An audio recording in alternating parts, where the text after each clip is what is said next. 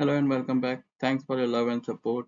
As a part of our D365 2023 Wave 2 Business Central new features, this week we have come up with a new feature where the edit in Excel functionality has been added on various item documents and warehouse documents.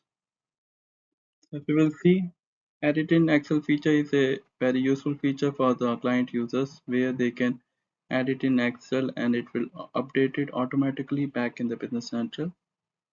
So here if we will see the new feature of edit in Excel which has been added in various item journal pages, item reclassification, physical inventory journals, production journal, consumption journals, requisition worksheets, planning worksheet, warehouse item journals, reclassification, physical inventory journal, pick worksheet, put away worksheet, movement worksheet, and bin content.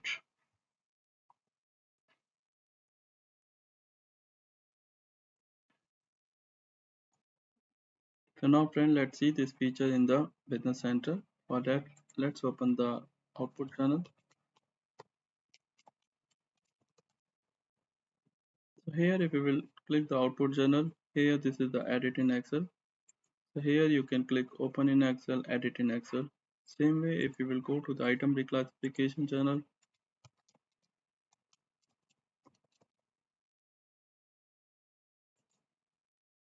this feature has been added for open in Excel, edit in Excel. Same way now if you will go to the warehouse document, let's open the pick worksheet. Same way in the pick worksheets also, this feature has been added. So this feature is very useful for the client users so that they can edit in Excel and the same uh, updates will be reflected in the Business Central.